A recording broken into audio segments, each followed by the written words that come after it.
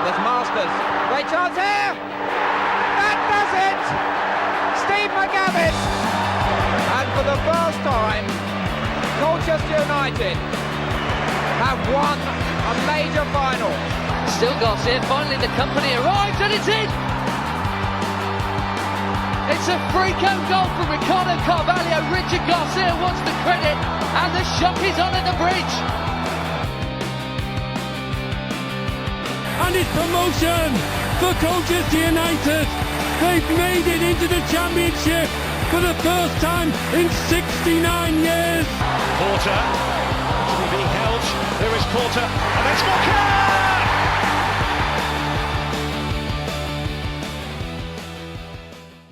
Hello and welcome to Beyond the Barside Meets. I'm Aaron J and we are talking to yet another legend of Colchester United. We are speaking to a promotion winner. We are talking to a World Cup participant. We are talking to Richard Garcia. Richard was a key member of that promotion winning side back in the 05-06 season, and he also played a huge role in that successful year in the championship as well. We spoke all things Colchester United, how it was when he started and how he progressed through the ranks as he went on in his career. And we also spoke about his career in the Premier League and his international career as well. So thank you very much for tuning in and thank you very much for sharing the podcast around. But without further ado, please welcome Richard Garcia. Welcome back to Beyond the Barside Meets, and I am joined by Colchester United legend Richard Garcia. How are you doing, mate? Good, very, very good. Nice and cold in Australia at the moment, but yeah, very, very good. And thanks for having me on. No problem. Thank you very much for coming on. There's a few things that I'd like to speak about during your time at Colchester United. I think I'll start at the beginning. You joined us in 2004 from West Ham. What was it like making the transition from sort of West Ham, sort of being a youngster in a squad, to going into a first team at Colchester United? Yeah, I think it was probably the right timing for me. I'd been at West Ham for roughly 8 years. I'd been on loan before to Leyton Orient, and I'd had a bit of senior football, but was sort of on the brink of the first team, but never quite holding a spot down in the first team. And you know, the manager at the time, Alan Pardew, was sort of pretty keen on maybe keeping me on as a squad player. But I was lucky that he was friends with Phil Parkinson, and then eventually the move happened, and it was great because, you know, once you're in men's football, you feel like you're an integral part of the team, and I think when you're a young player, that's always important. Yeah, definitely. It gives you that sort of drive, doesn't it, when you feel like you're an integral part of a group. Who helped you settle in during that sort of initial period at Colchester? Were there any particular teammates that stood out? Yeah, look, Wayne Brown and Cam Izzet, they both helped me settle in pretty well. Didn't really have a load of knowledge, not knowledge about them, but we didn't really have a relationship beforehand, but we'd sort of played against each other now and again in the reserves and things like that, youth team sort of stuff. And, you know, the group was really, really friendly and welcoming. So for me, it was pretty easy to just settle in into the club and into playing my football. Yeah. Two great names as well in Wayne Brown and Cam Izzet. You obviously moved from West Ham, Upton Park, a very nice, grand ground, and you end up playing at Layer Road, which to some people was a little bit more basic than the usual sports grounds that were around at the time. But Colchester sort of turned it into a little bit of a fortress. Did you feel that the atmosphere at Layer Road gave you and the squad a little bit of an extra edge? It definitely did.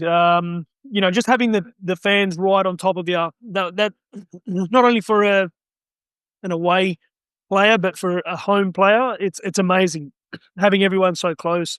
And excuse me, just having everyone in and around it just really created a really good atmosphere, and you could really hear everything that everyone in the crowd was saying. So that made it even more special or worse, depending on what side of their comments you were on. But always real fond memories of playing there, and I think it helped us a lot during our promotion year, and definitely in our year in the championship as well.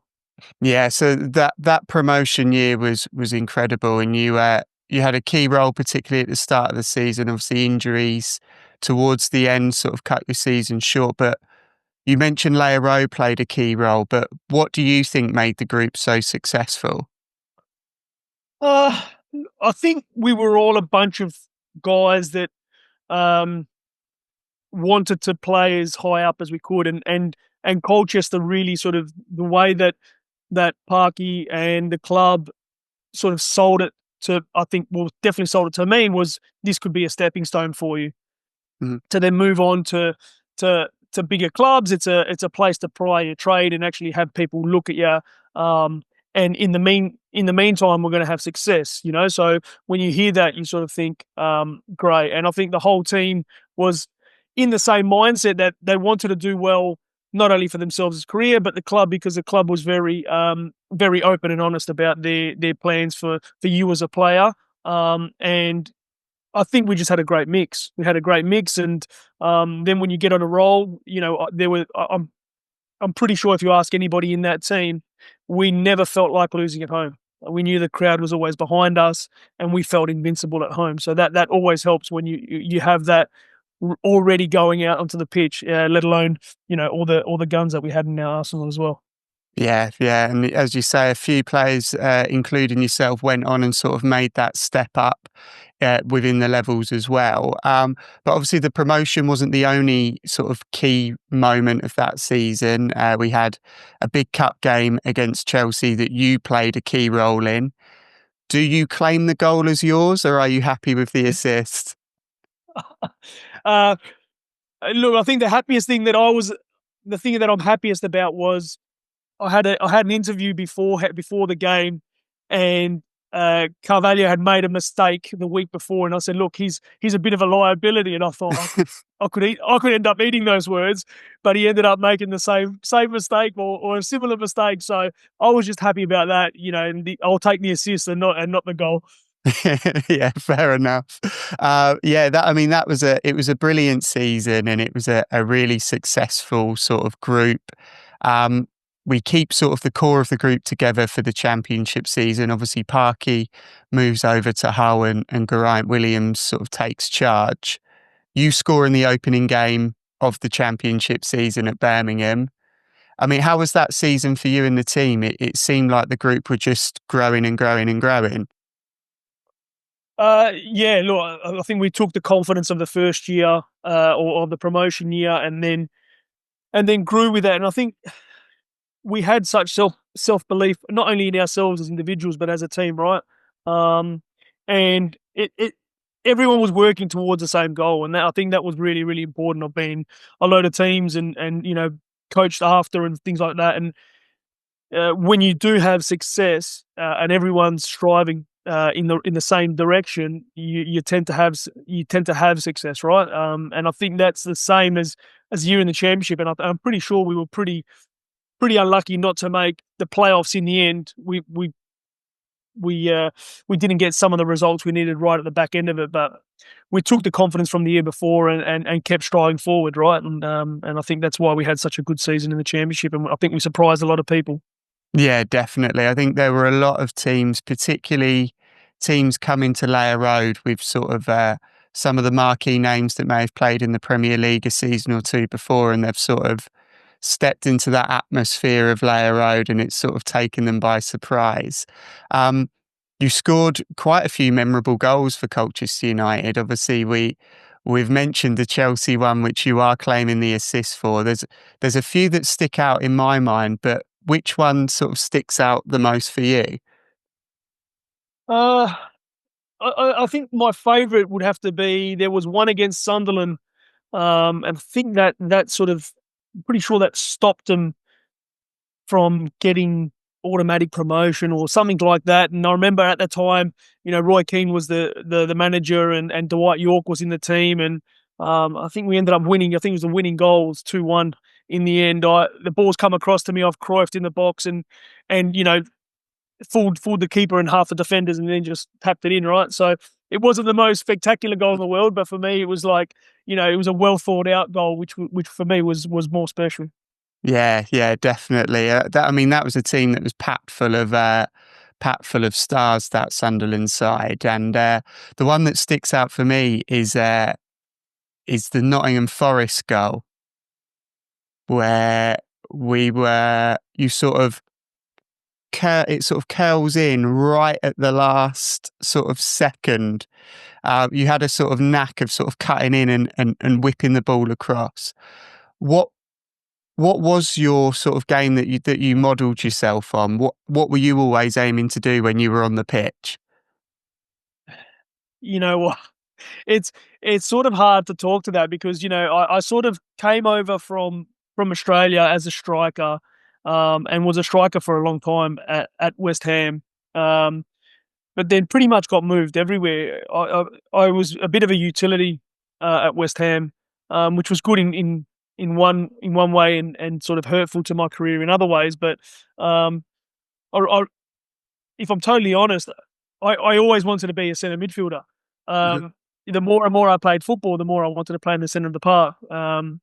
But I just ended up being a winger because, obviously I scored goals, and I wasn't too bad at it either. But when I would always watch games, and even now when I watch games and I look at players, I look at centre midfielders rather than wingers and strikers and things like that. So it's a bit weird that I was a little bit more forward thinking in that. I suppose my days in Australia being a young striker, and even in the youth team at West Ham being a young striker, that probably shaped me a lot. And as I went further forward in my career, I just admired what midfielders did more than I did than strikers. So I don't really know. I can't really give you an honest answer on how I modelled my game because I was a bit of a jack of all trades, I'd say. Yeah, okay, yeah, cool. It's interesting that you mentioned sort of wanting to play in the middle of the park, because I think you sort of find you quite synonymous with being that winger for the reasons that you've stated. Obviously, you've mentioned that the group were really positive and they enjoyed a lot of success. Who were the sort of bigger characters in that squad, sort of the ones that were maybe a bit less serious, brought a few laughs to the group? I think you take your pick in that squad. Everyone had their moment. Kevin Watson was always joking around. Kem Izzet was always joking around. To be honest, that's part of the reason why I think we were successful, was that we didn't really take ourselves too seriously either, and the group really got on well, even people like Jamie Curran, who would get upset if he didn't get service, but it was great because then after the game we'd joke and laugh about it, because we'd end up winning. That probably helps as well. But throughout the group, I don't think there was anyone who was excluded, or there wasn't any sort of like there wasn't any ruffling of feathers, or anyone wasn't like part of the group, and that's what made it such a. And I'm not even talking about the starting 11. I'm talking the extended boys that were just sort of starting out their careers even beforehand, like the George Elakobis, the John Whites, and people like that who were just sort of starting off in their careers. They were very much part of the group, and I think that sort of helped that the club was maybe not so big, and our resources weren't as big, so we needed every single player. And really, I can't even think of one story in particular, but I used to travel in with Kevin Watson into training every morning, and he was quite entertaining. So for me, I think he'd probably be one of the most entertaining ones, and one of the ones who probably was at the back end of his career and probably looking to have a bit more of a good time than being focused on moving forward. But Watto was always good for a laugh. Yeah, okay, yeah, fair enough. Definitely Kevin Watson was also a key part of the side as well in what he brought to the middle of the park. Obviously, you spend a few seasons with Colchester United, and you get a move to Hull City, which was, by all accounts, a really successful time. Spend time in the Championship, but you then return to the Premier League with Hull City after spending a bit of time there with West Ham. How did it feel sort of returning to the Premier League after a few years in League One and the Championship? Really, that was a great moment for me, just because that's what I'd been working to. It's something that I sort of set out to do when I left at 15 from Australia, and said I wanted to play professional football. And when you go to a place like West Ham, you sort of see it and you sort of have that taste, and you sort of when you do have that taste at a young age, you want to get back to that. So being able to do that for a few seasons was fantastic. And probably within that time, I had a lot of injuries, and had to almost take a step backwards to go forwards again, and show what I could do. And that sort of, it's that moment where you sort of think, well, all right, excellent. I've worked hard all that time for a reason, and it's sort of, it's my dreams come true almost. So Hmm. it was a great moment, and great to be able to play in the Premier League. But now I look back and realise how blessed I was to play for the amount of years I did, and have a career like I did. So that in itself, when you look back when you get older, you sort of see that the whole picture is what made you get to where you were anyway. So every little bit was important. Yeah, yeah, brilliant. Yeah, and what was it about Hull City that was so appealing about you making the move there? It was actually, we played, well, uh, first the club spoke in a positive manner about what their plans were, and what they wanted to do. And Phil Brown pretty much said, "Look, our plan is to get promoted to the Premier League in 3 years." And that sort of aligned with what I wanted, right? I wanted to get back to the Premier League.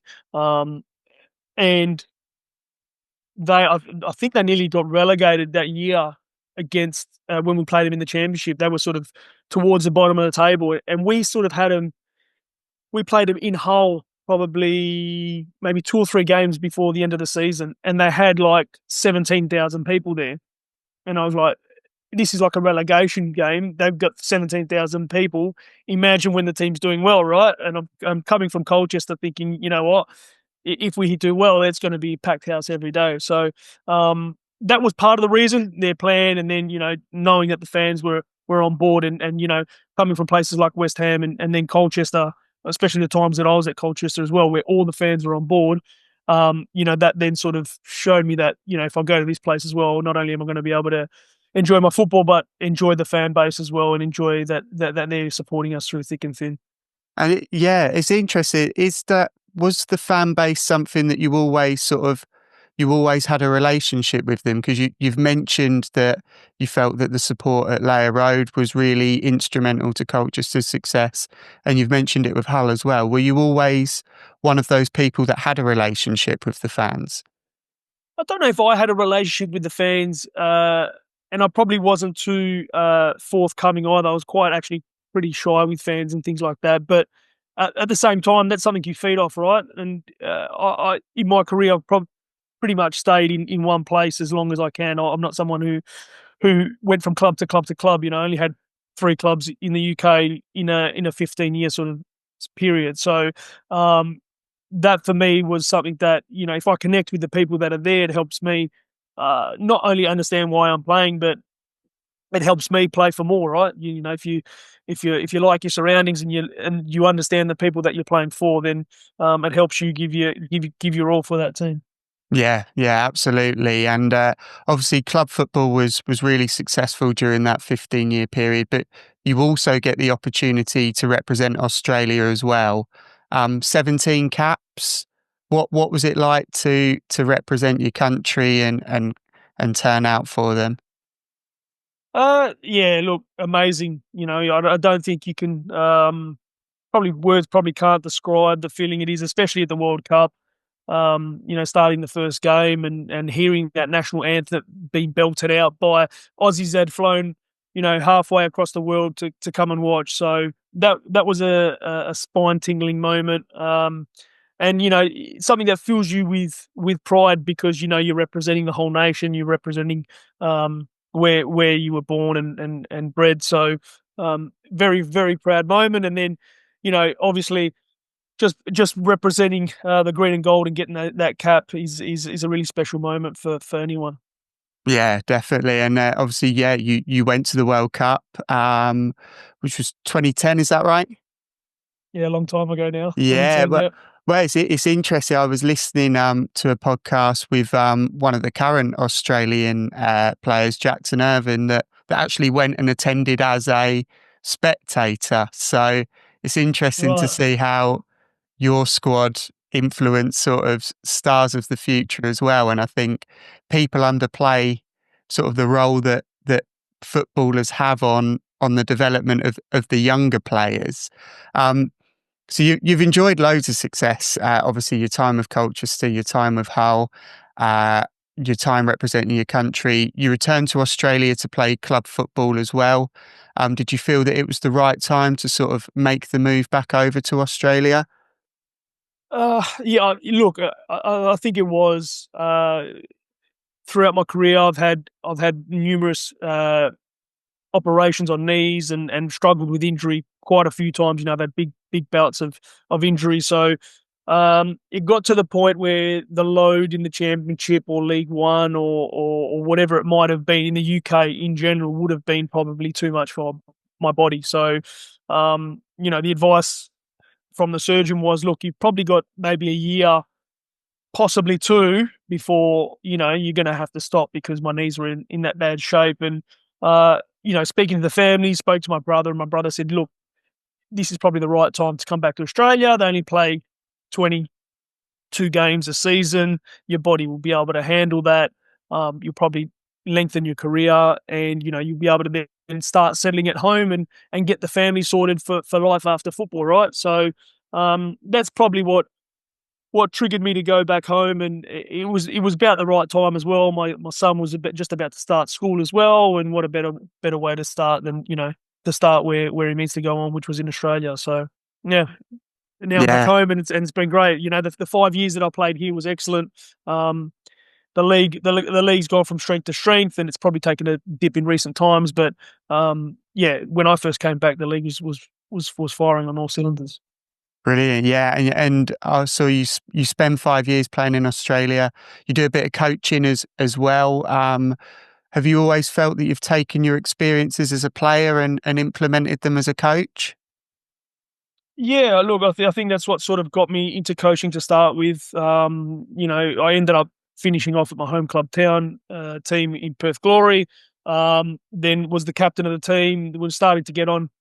Body was sort of starting to sort of slow down, and as you do, you sort of take more leadership roles. And the coach at the time, just asked, instead of playing next year, what about you become my assistant manager? I'd been doing my coaching courses on the side and taking some of the youth team stuff at Perth Glory, and then that became a real smooth transition. And then from then on, I was the assistant coach until he left, and then went back to the youth team and headed up the youth team and set up all the youth team program and pretty much put in the whole academy structure and things like that, which was great.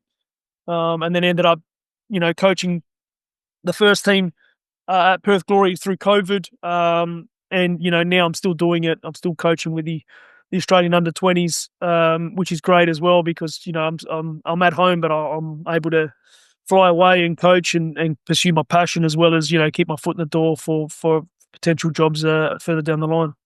Yeah, brilliant, and being able to sort of coach some of the younger players coming through across the whole of Australia must feel awesome. Thank you very much for joining me. I've just got one more question, if that's okay. I'm putting you on the spot a little bit. How would you sum up your time at Colchester United?